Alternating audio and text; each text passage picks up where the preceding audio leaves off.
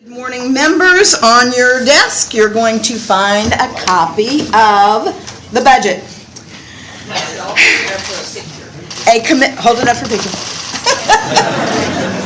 Okay.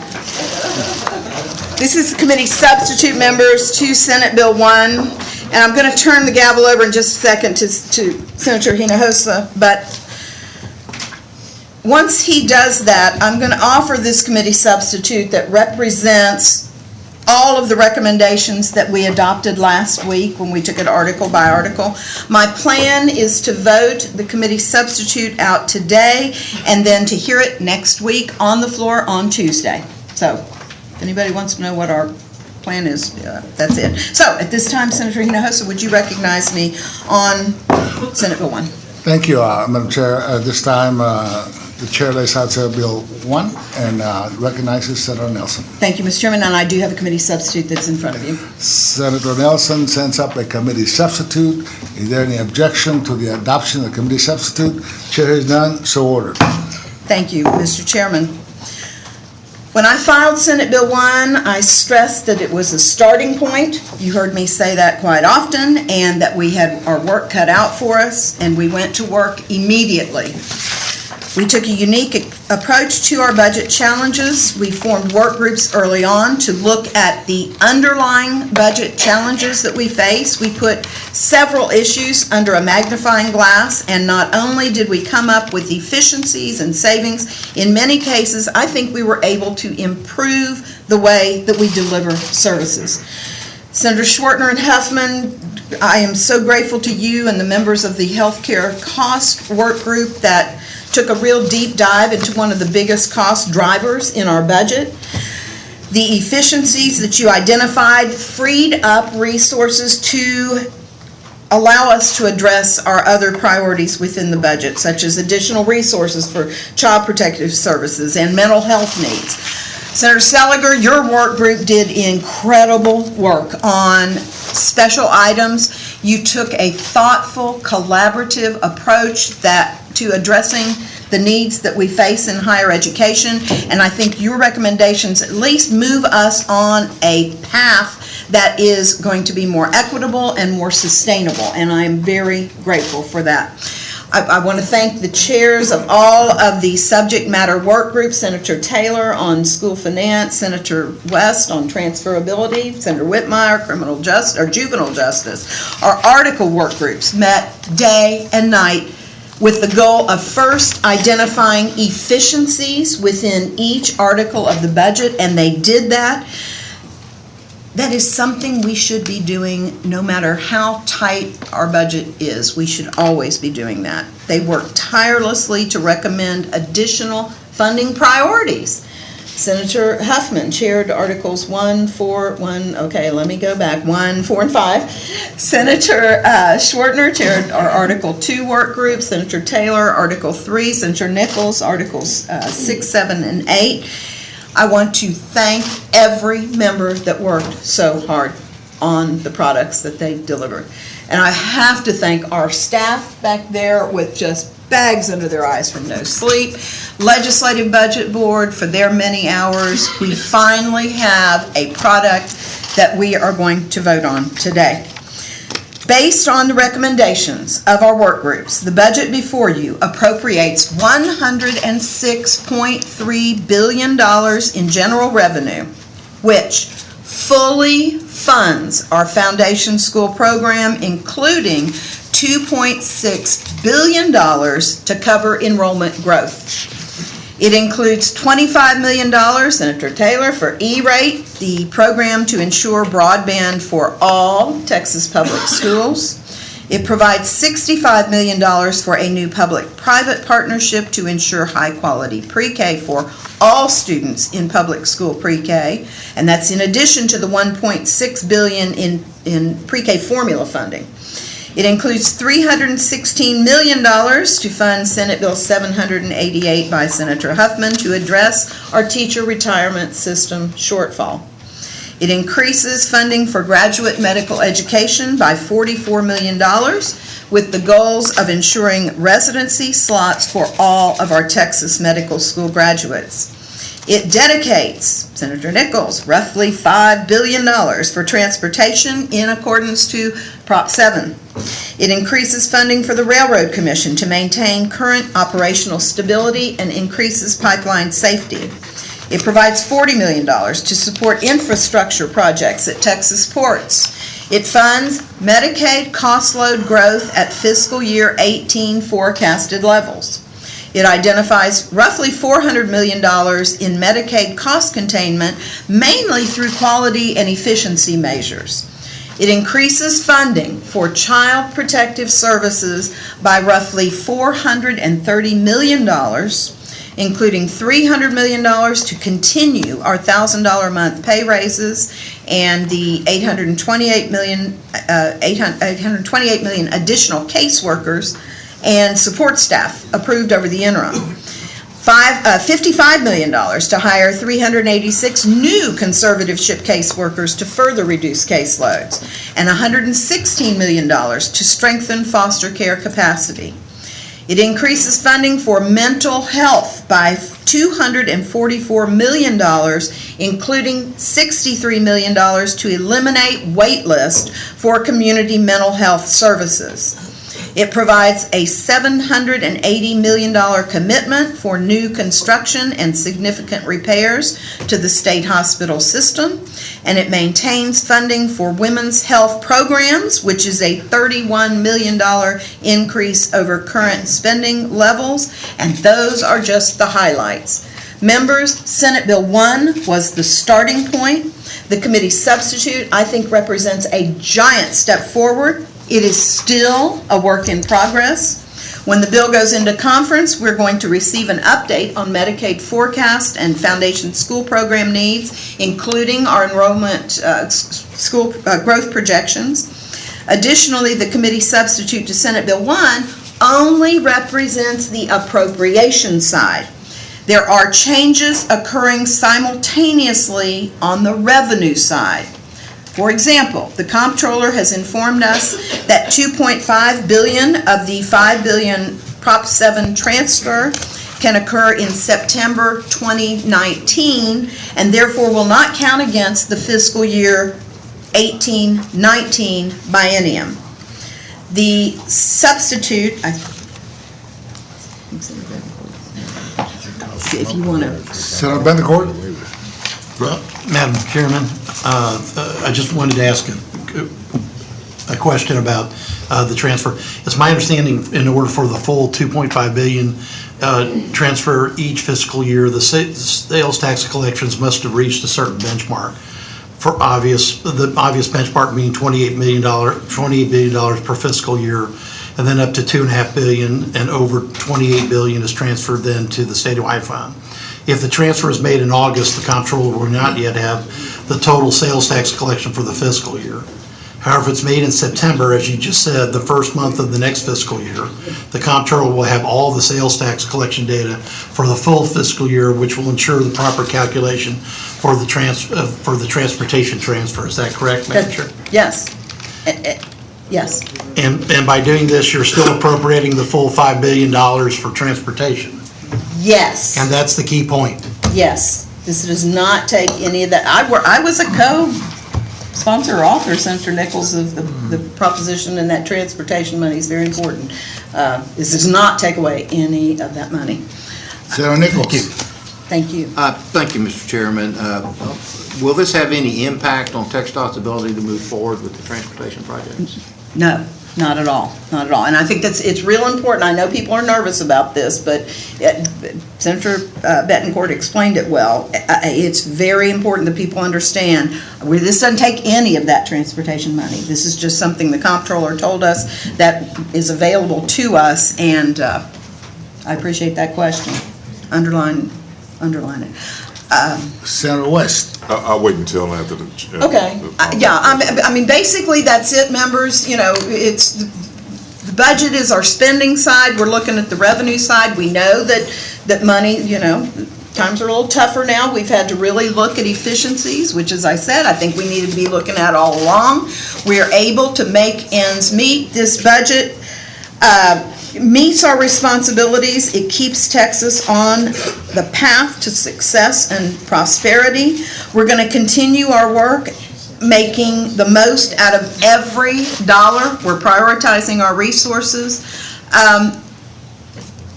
In front of you is a copy of the budget as well as tables of recommendations by article that was our product of our work groups. Actually, I do have some additional tiny cleanup things that I need to mention, directions to LBB at the end, but I'm happy to take questions. Madam Chair. Senator West. Thank you very much, Mr. Chairman. I'm looking at I'm looking at public education, first of all. You're looking at the tables? I'm looking at the tables. Okay.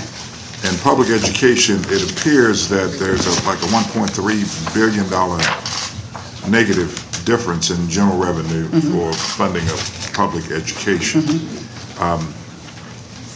And obviously, we want to make certain we fund public education. Right. And so, and then I look at all funds and I see an increase of $395 million. Can we get an explanation of that?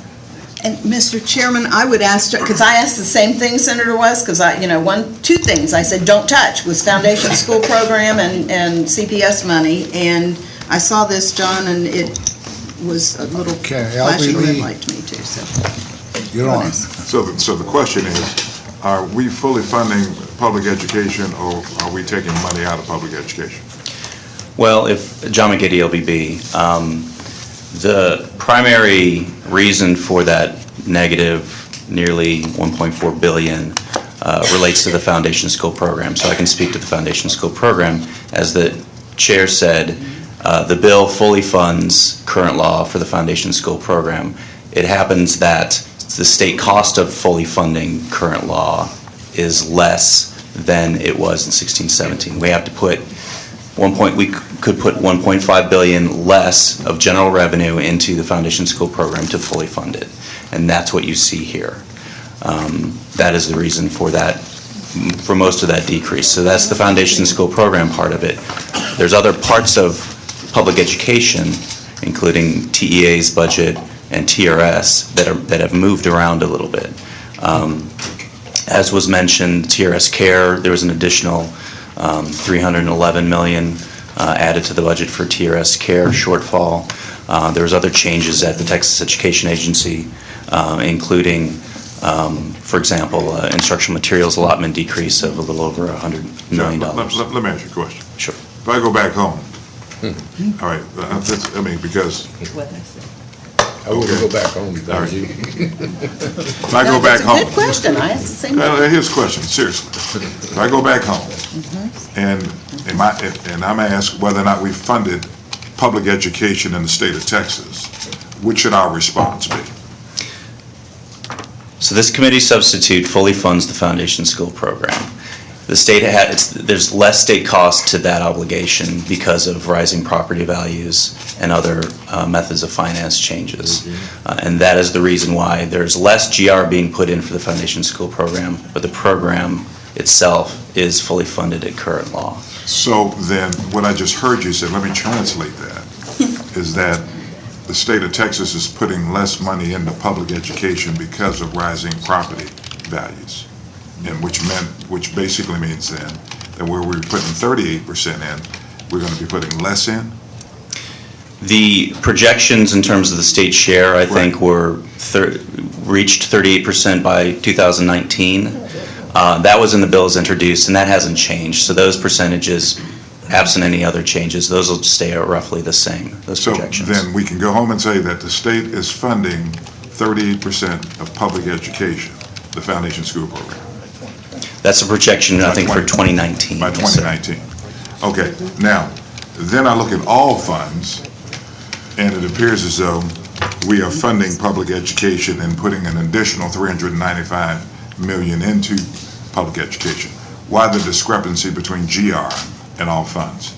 Well, I think there's a couple things there. One of the reasons why we can put less general revenue into the Foundation School Program is because there's more recapture. And recapture is another fund. And so while it looks like a GR decrease on an all funds basis, it's roughly a wash. So that's one reason why the all funds number doesn't look quite the same as the GR number. The other one is there's federal funds that come through TEA, mainly child nutrition, for example, that tend to increase year over year based on student growth. And so there's additional federal funds, which increases that all funds number. All right, so then, as it relates to all funds, let's talk about the categories of all funds. All right, first we have GR, and that's Foundation School Program dollars going into Foundation School Program. All right, what are the sources of all the funds? Give us the categories. Well, the broad types are general revenue dedicated, where there's not a lot of GRD at TEA. There's federal funding, and then there are other funds. And for TEA, those categories really are Property Tax Relief Fund, which is a method of financing the Foundation School Program. It's classified as another fund. And then there is recapture, and we call appropriated receipts or recapture payments. So when considering all of those different sources of funding, we increase public school funding in the state of Texas by $395 million. Yeah, that is the all funds increase, yes, sir. Thank you. Senator West, I would love for you to go home and report that we are fully funding the Foundation School Program and increasing, just based on student growth, by funding for education by $2.6 billion, correct? Just to deal with our student population growth. Yeah, I think the figure is yeah. estimated $2.7 billion for student growth. And that was like up at the top for me as your chairman, that we have to at least continue to do what we're doing and pay for population growth. I would love to do more, but, And as it we're at relates, least not going backwards. as it relates to TRS, what have we done with TRS? So there's a contingent appropriation, contingent on the enactment of Senator Huffman's bill, that adds $311 million to address the TRS care shortfall. And I think there's two parts to that $311 million. One represents the cost of increasing the state contribution rate from 1% to 1.25%. And then there's an additional supplemental amount in there that helps address the shortfall. Okay. Thank you, Mr. Chairman. Okay. Senator Nelson. I again want to reiterate that what I am presenting to you is $106.3 billion request for appropriation. That is well within our spending limit and population times inflation. And with the Prop 7 transfer occurring in September of each year, we will be well within our biennial revenue estimate. Mr. Chairman, if there are no other questions, when we concluded our budget conversations last week, I read aloud and we approved those final directives to the Legislative Budget Board, including the directive to make necessary technical adjustments. Per that directive, there were adjustments made to the committee's recommendations. Most of those were minor and fell generally into the following categories. We corrected FTE allotments at 5 agencies to conform to the committee's decisions. That was School for the Blind, TEA, Supreme Court, Texas Military Department, and DPS, for a total net decrease of 34.9 FTEs. We added, amended, or deleted rider language to conform with the committee funding decisions, and we adjusted capital budget items and performance measure targets to conform to committee decisions. I guess you can ask them any questions about technical corrections. Okay, any questions, members? Okay. And you're telling me what? Oh, did we not adopt it? We did. We adopted committee substitute. Correct. Senator Taylor. Mr. Chairman, I would just make a comment when people talk about our budget and particularly education spending and all that. One of the discussions we've had is the crowd out that's being, caused with our growth in Health and Human Services. And just doing some quick math here, if you just look at GR, we spend 52% of the state's general revenue on education. So we hear all the time, make education a priority. It's hard to beat 52% when Health and Human Services is 32%. That's 84% of our budget in 2 items. That's higher ed, pub ed, and that's just general revenue. That's our state dollars. Then you go over to all funds, and I think for the first time, Health and Human Services has now surpassed education. higher ed is now 37% of all funds, and pub ed and higher ed is 36.4 roughly. Can I? So I mean, this, when people talk about our spending, why don't you just do more and spend more? This is the story that needs to be told. Yes. Senator Nelson? Well, This and growth is Senator high. Taylor, I could not agree more, and people don't, and I would love to put more money in education. Article 2 is eating up Article 3. That is after Senator Schwertner's work group found, what, Senator, 400 million in efficiencies. So, we were scrounging and scrubbing for every penny we could find in duplication and efficiencies to come up with the money to do what we're doing. And I, Senator Taylor, could not agree more that that is something people need to understand. As Article 3 continues to grow, it crowds out what we can do in other priority areas like education spending. Thank you. Okay, so Resnick. Thank you, Mr. Chairman. Senator Nelson, I just want to thank you for your leadership. And, this has not been an easy task. We're the greatest state in the country, growing population.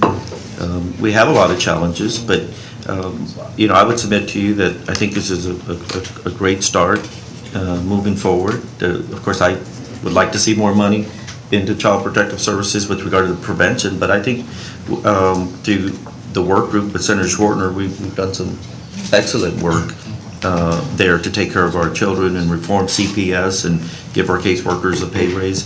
It's a lean budget, but I would submit to you this is not a mean budget like we've seen in the past, where we've had some of those tougher times. So I don't want to think LBB.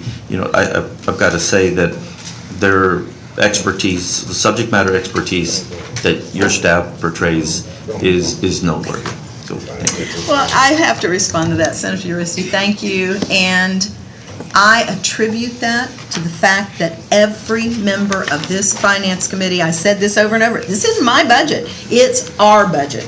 And this budget reflects the priorities of the entire Finance Committee. And I hope when it passes the Senate, it reflects the priorities of the Texas Senate. And right up there, those things that I reiterated at the very beginning were our priorities. I mean, we said we're going to do what needs to be done for CPS. We're going to do what needs to be done in mental health and the issues that are important to us. And I appreciate that because I don't think anybody fully understands how hard every person on this committee worked to get to this point. So thank you. Just a brief comment, Madam Chair, before I recognize Senator Huffman. I think we all thank you for your leadership.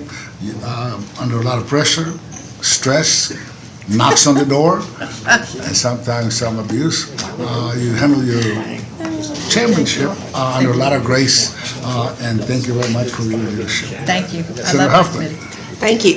And thank you, Senator Nelson. I'll thank you as well for your leadership on this. And I just wanted to follow up a little bit on what Senator Taylor was talking about how Article 2 and Article 3 are sort of eating us alive. And I think we experienced that working our work group in Articles 1, 4, and 5. And there's some red, a lot of red under those articles. And we were finding efficiencies, which is a good thing. And we did it in a very lean way, not a mean way, to quote Senator Uristi. But, the fact is that we had to approach this, there's some great ideas for reentry and some programs. We would like to give our judges raises. There's a lot of things that we can hold the line on, but we can't do it forever. So though we found these efficiencies, and I think they were very fair, and I think everything will work as they should, I can't stress enough that if we don't get a hold of this, that even next session it's going to be harder. I mean, no raises, no new employees, and the state is growing. And so we are really asking our agencies, our prisons, everyone to operate at lean and mean. And not mean. That's right, not mean. And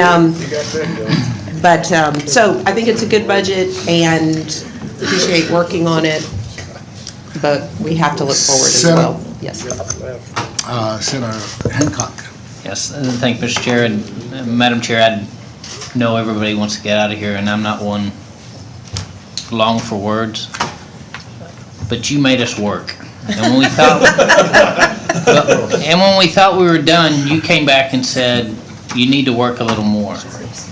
And I want to tell you that your leadership and your demand upon each of these working groups taught me more about what we're doing here and made us dig deeper and ask more questions and become more knowledgeable as a body, which I know personally, I thank you for making me better here, right? Which makes me a better representative of those that send me here. And so, we weren't always happy with you making us stay and work a little harder. But I can tell you, after it's over, it's kind of like that coach that you love after you get through with practice. And so I thank you.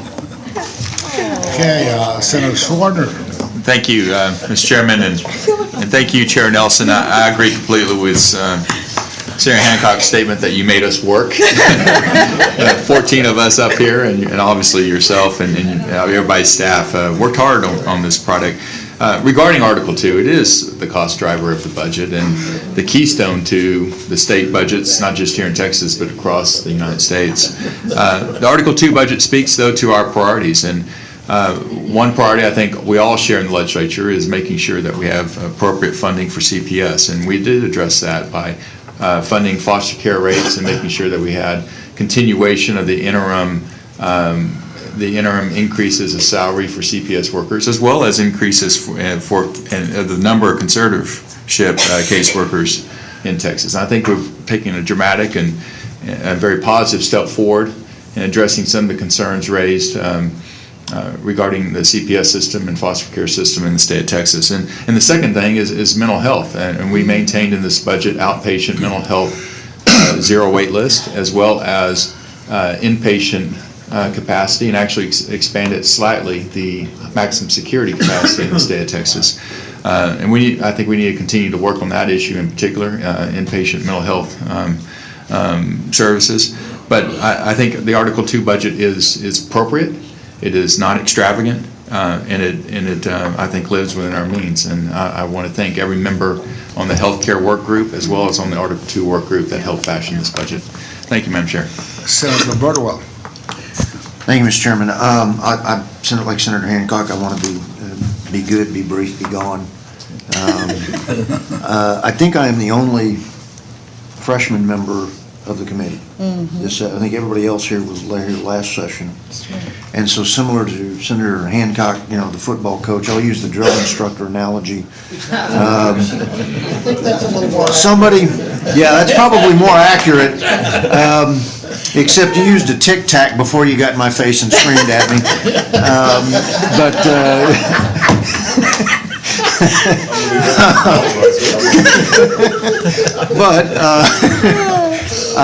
But no, I very much appreciate what you've done here. There's some things we talked about on the floor yesterday, because Article 2 and Article 3 are consuming a number of things. I mean, look, indigent defense, we used to take care of all that.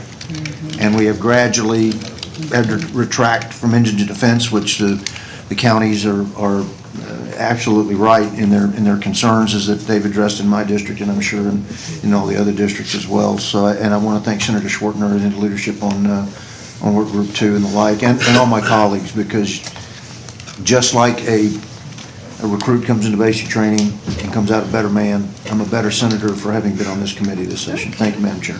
Okay, Senator Nichols. Thank you, Madam Chairman. Senator Nelson, I appreciate you letting us work on our work group. We had Articles 6, 7, and 8, and there were a lot of state agencies impacted there. And what we had to do with such a constricted budget was to really rationalize and try to reprioritize. We need this program more than that, and shift funds back and forth where the priorities were. And as our work group struggled with some of those questions, and we dug and got information and came to a consensus, as we would report that to you, you would question and make sure that we were firm in our understanding of the issues and had researched all that. So you made us work hard, but work very fairly and with certain priorities and targets. And I know, it seemed like with all the other committees, some of us chair committees, going to the floor, working on our bills, constituents, things like that, and more work group meetings. And in our office, there almost wasn't time to breathe. There were so many meetings. And every time I would ask my staff, you mean I have to go to another meeting? And their response to me was, sir, the meetings will continue until morale improves. That's what I kept hearing in my office. I think they told me that maybe 5 times. So, but I appreciate it. You did make us all be better members. Thank you. Okay, there are no Senator Colchrist. I just want to say thank you, Madam Chair, for your leadership. I think that the work groups that you assigned outside of the 145 and 2s and 3s and regulatory, but the other work groups that you assigned us to, while there were a lot of Thursday and Friday long meetings and into the evening, I think that it gave us a chance to dive deeper into the numbers and to look for cost savings. And I would encourage us, Madam Chair, to continue those work groups as we look for efficiency. So as someone newer to the Senate, I want to thank y'all for letting me be a part of this group and the work that we and the work product that we produced. And it's another step in the process. And I'm very proud to have worked with you and all of the chairmen of the work groups and the members. Thank you. Thank you.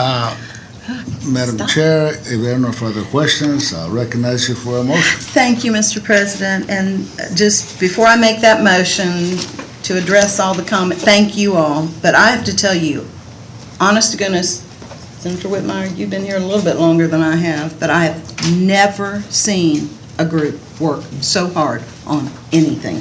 And our work's not done. We're going to continue, but I appreciate your comments. I really appreciate your hard work.